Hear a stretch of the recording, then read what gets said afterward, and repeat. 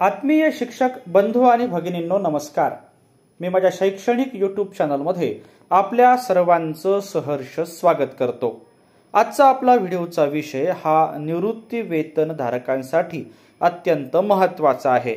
वित्त विभागाच्या 12 ऑगस्ट 2024 या शासनाच्या निर्णयात नेमकं काय म्हटलं ते आपण थोडक्यात जाणून घेणार आहोत। अशाच प्रकारच्या विविध शैक्षणिक बातम्या जाणून घेण्यासाठी माझ्या या यूट्यूब चॅनलला लाईक करा, सबस्क्राइब करा आणि शेअर करा अशी नम्र विनंती मी आपल्याला या निमित्ताने करतो आहे। सुरुवातीला आहे ती प्रस्तावना आणि त्यानंतर आहे तो शासन निर्णय। अनुक्रमांक 1 येथे नमूद शासन निर्णयातील परिच्छेद क्रमांक 5 जो आपल्याला स्क्रीनवर दिसतो आहे त्या संदर्भातली ही तरतूद वगळण्यात येत असून त्याऐवजी खालील तरतूद विहित करण्यात येत आहे।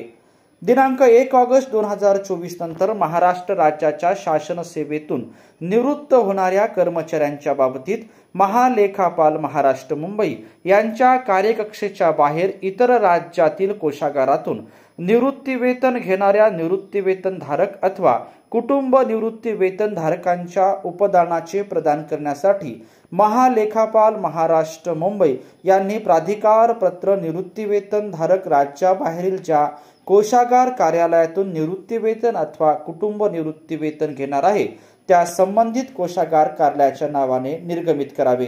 परंतु महाराष्ट्र राज्यातील अधिदान व लेखा कार्यालय मुंबई किंवा कोणत्याही जिल्हा कोषागार कार्यालयामार्फत निवृत्ती वेतन घेणाऱ्या निवृत्ती वेतन धारकांच्या बाबतीत मात्र महालेखापाल महाराष्ट्र मुंबई यांनी उपदानाचे प्रदान करण्यासाठीचे प्राधिकार पत्र आहरण व संवितरण अधिकाऱ्याच्या ऐवजी अधिदान व लेखा कार्यालय कोषागार कार्यालयाच्या नावाने निर्गमित करावे।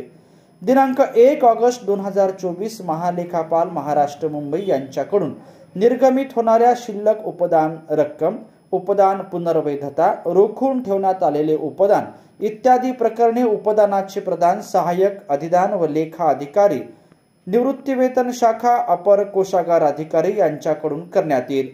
उपरोक्त वाचामधील अनुक्रमांक 2 येथे नमूद शासन परिपत्रकान्वये परिभाषित अंशदान निवृत्ती वेतन योजना राष्ट्रीय निवृत्ती वेतन प्रणाली अंतर्गत कर्मचाऱ्यांच्या सेवा कालावधीत मृत्यू झाल्यास त्यांच्या कुटुंबियांना कुटुंब निवृत्ती वेतन आणि मृत्यू उपदान तसेच रुग्णता सेवानिवृत्त झालेल्या कर्मचाऱ्याला रुग्णता निवृत्ती वेतन आणि सेवानिवृत्ती उपदान, त्याचप्रमाणे शासन सेवेतून निवृत्त झालेल्या अथवा होणाऱ्या कर्मचाऱ्यांना सेवानिवृत्ती उपदान प्रदान करण्यासाठीची कार्यपद्धती विहित करण्यात आलेली आहे। सदर कार्यपद्धतीनुसार दिनांक 1 ऑगस्ट 2024 पासून पुढे महालेखापाल महाराष्ट्र मुंबई यांच्या कार्यालयाकडून प्रकरण मंजूर करण्यात आल्यानंतर उपदानाच्या संदर्भात प्रदानाची कार्यवाही संबंधित आहरण व संवितरण अधिकारी यांच्याद्वारे न करता त्याऐवजी सदर कार्यवाही सहाय्यक अधिदान व लेखा अधिकारी यांच्याकडून करण्यात येईल। तथापि तत्पूर्वी उपरोक्त वाचामधील अनुक्रमांक 1 येथे नमूद शासन निर्णयातील परिच्छेद क्रमांक 6 व 7 मधील तरतुदीनुसार संबंधित कार्यालय प्रमुख आणि आहरण व संवितरण अधिकारी यांनी कार्यवाही करून लागू असलेली सर्व प्रमाणपत्रे ओळख तपासणीच्या वेळी सहाय्यक अधिदान व लेखा अधिकारी, अपर कोषागार अधिकारी यांना उपलब्ध करून देणे अनिवार्य राहील। तदनंतर सहाय्यक अधिदान व लेखा अधिकारी, निवृत्ती वेतन शाखा, अपर कोषागार अधिकारी निवृत्ती वेतन शाखा यांनी निवृत्ती वेतन वाहिनी आज्ञावलीमध्ये देयक तयार करण्याबाबत कार्यवाही करावी।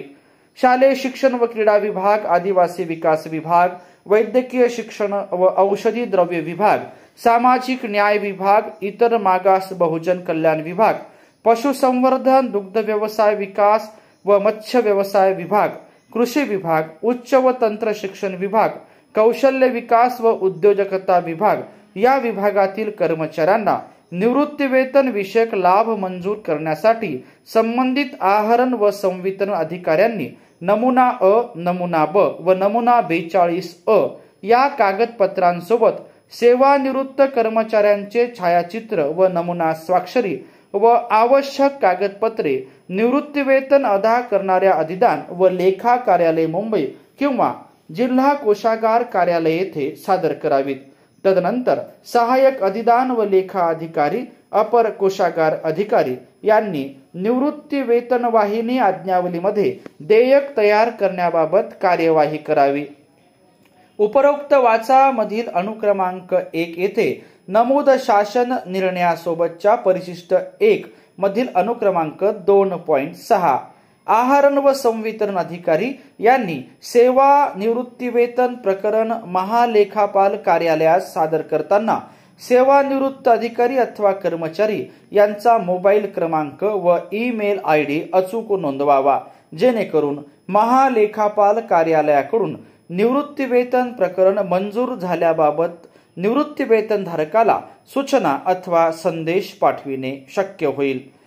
अशा प्रकारचा हा अत्यंत महत्त्वाचा असा शासन निर्णय आहे। तो आपण जाणून घेतल्याबद्दल आपल्या सर्वांचेच मनापासून धन्यवाद।